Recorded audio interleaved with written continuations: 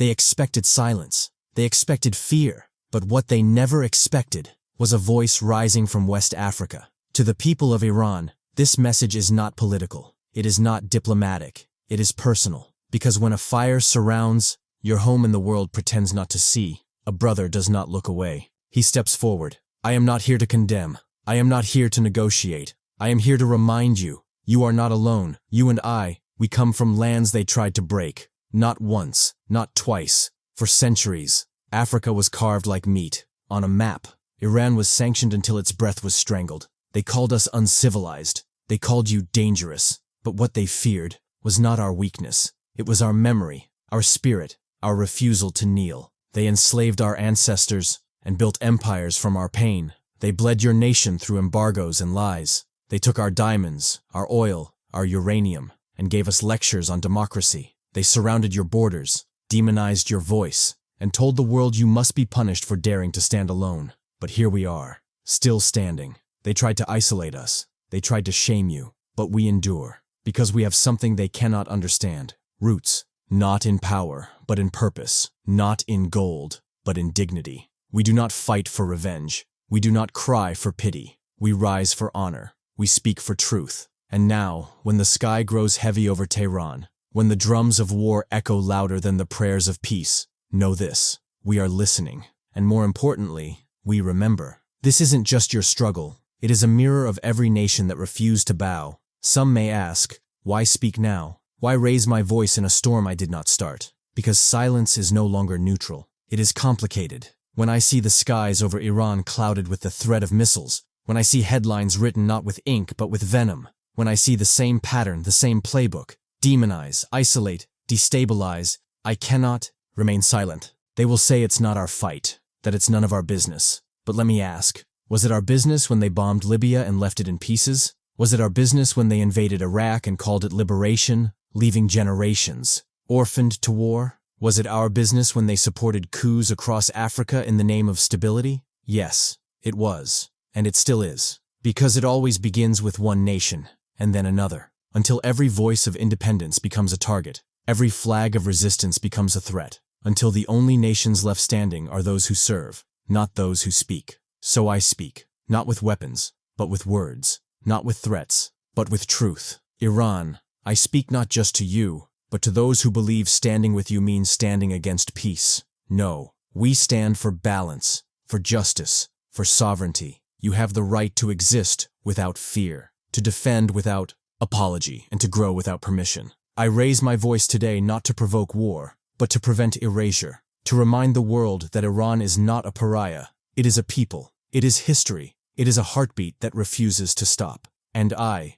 Ibrahim Traoré, stand not above you. I stand beside you. To the people of Iran, from the mountains of Tabriz to the coasts of Bandar Abbas, from the bazaars of Isfahan to the quiet courtyards of Mashhad, know this: you are not forgotten. You are not defined by the sanctions they place, nor the headlines they write. You are defined by the resilience I see in your eyes, in your poems, in your patience. I've seen your grandmothers stand in breadlines with dignity, your youth coding software by candlelight, your scientists pushing the boundaries of medicine under embargo, your artists painting futures while the world tries to erase your past. They call you isolated, but you are more connected to the soul of the world than they'll ever admit. Because you understand what it means to fight without armies, to rebuild without applause, to stand without support. You have paid a price for your independence. Just like we have. You have been painted a villain for choosing your own path. Just like we have. And in that shared struggle, we find something sacred: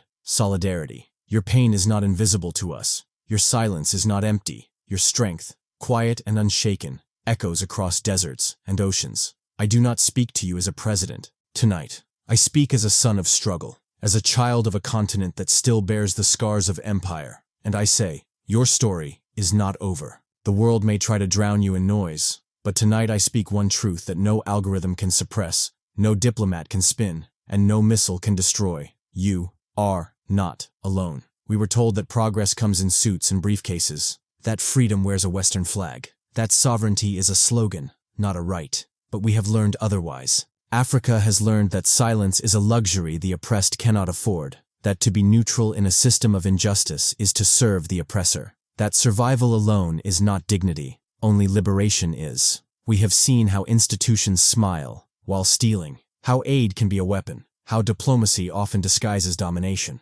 But we have also learned something else, something more powerful. We've learned that our chains were not just metal, they were mental, that decolonization is not a moment, it's a mindset, that the truest revolution is not fought with bullets but with belief. We've learned that our strength is not in begging for seats at someone else's table, it is in building our own table, in our own language, on our own soil. We've learned that when you refuse their loans, they call you reckless. When you feed your own people, they call you dangerous. When you unite your neighbors, they call you a threat. But still, we rise. We rise with Sankara's fire, with Lumumba's clarity, with Nkrumah's dream and Mandela's discipline. And we rise knowing this, that unity is our shield, and memory is our map. So when I look at Iran, I do not see a pariah, I see a partner. Not a headline, but a heartbeat. Not a threat, but a mirror. And what we've learned here, we offer to you, not as advice, but as a gift. They fear what they cannot control, and that fear is your power. We have stood alone for too long,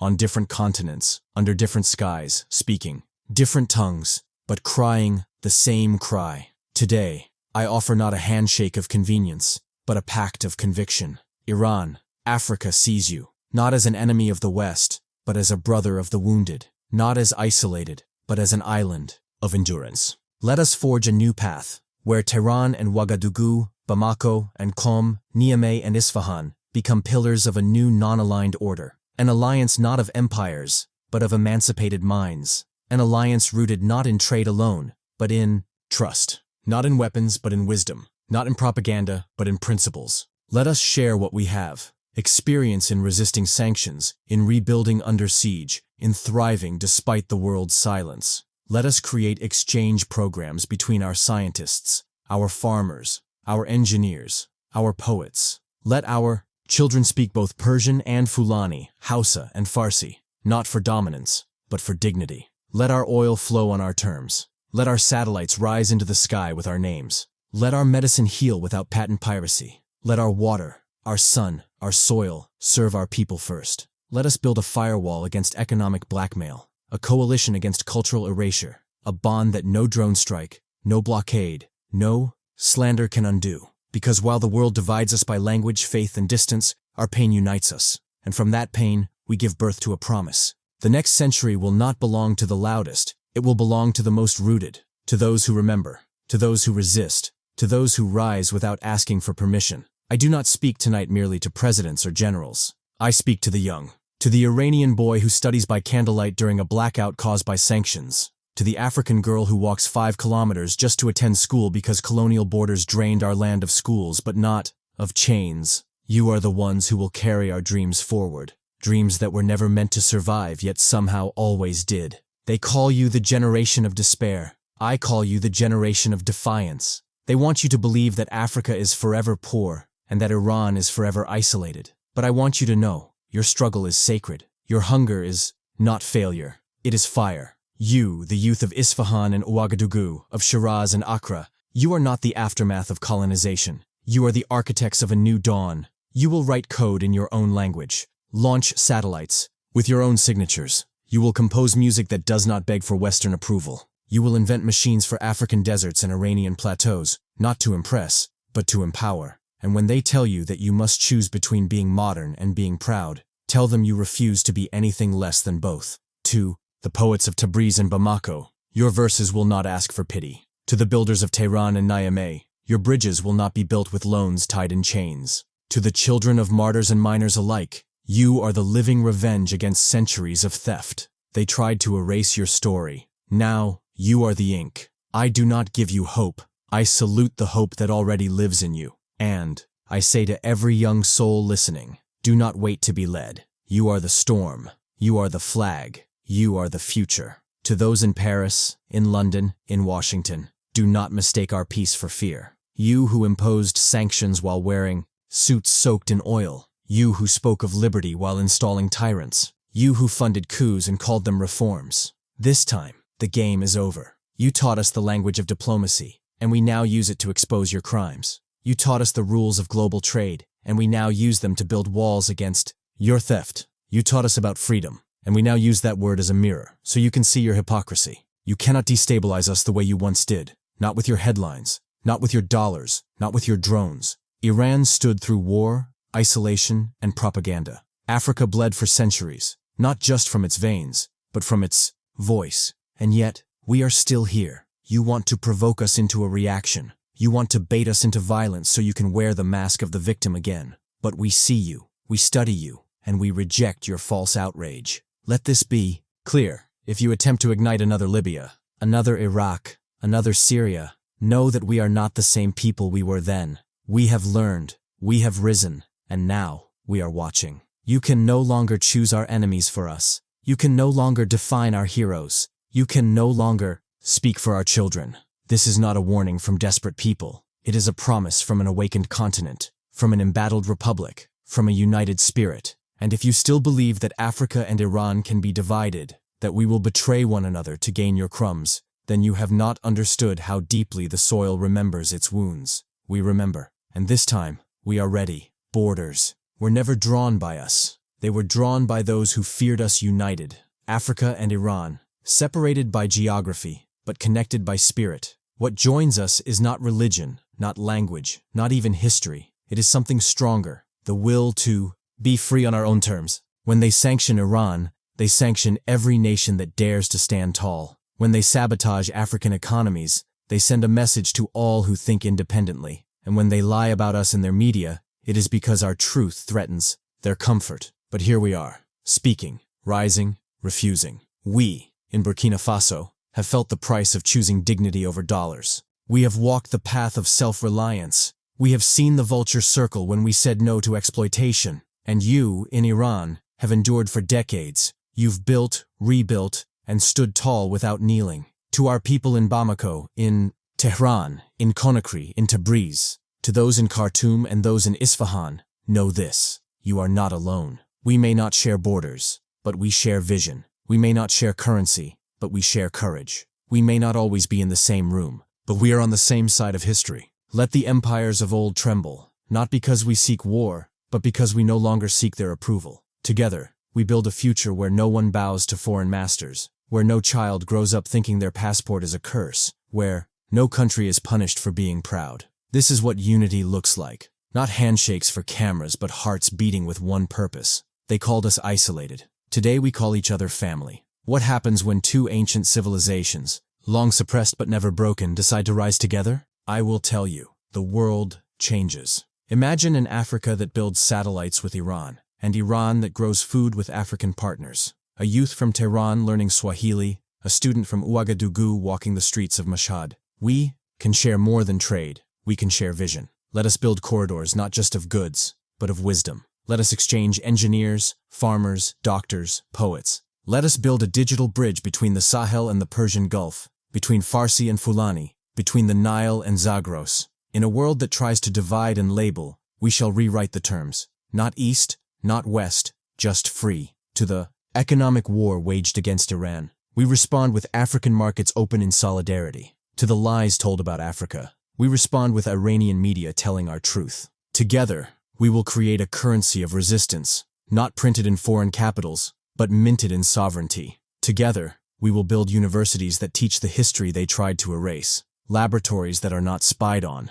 satellites that aren't sabotaged, alliances that don't require submission. Let the world know, this is not a moment, it is a movement. Iran, our struggle is not your burden to carry alone. We are your friends in this storm. We are the voice behind you when the world tries to silence you. We are the fire beside you when the cold winds blow. Africa is no longer silent. Africa is no longer watching. Africa is walking toward you, not as a beggar, not as a savior, but as a brother. Let them hear us from every mountain, every desert, every border they tried to draw between us. You are not alone.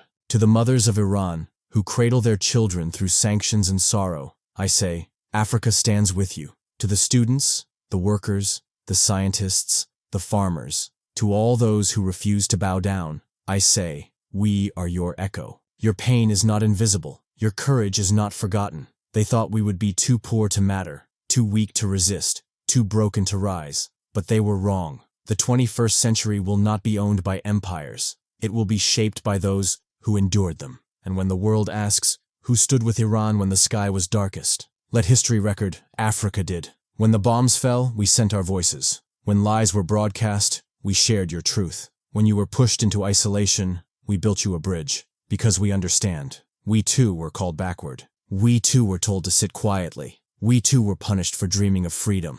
But dreams are not dangerous. Empires are. Sanctions are. Lies are. And the time of silence is over. We are many nations, yes. But tonight we speak as one. From Burkina Faso to Tehran, from Bamako to Isfahan, from the Niger River to the Caspian Sea, the chant rises, you are not alone. We will write this in our textbooks. We will paint it in murals. We will teach it to our children. When justice called, we answered. This is not charity. This is not politics. This is brotherhood. And to those who would divide us, I say, you are too late. A new wind is rising, and its name is unity. So let them prepare their sanctions. Let them write their editorials, air their propaganda, twist their truths. We will still stand. President Ibrahim Traoré steps back from the microphone, his eyes scanning the faces of a global audience, seen or unseen, near or distant. And then, with quiet resolve, he says, the world must now understand. The age of betrayal is over.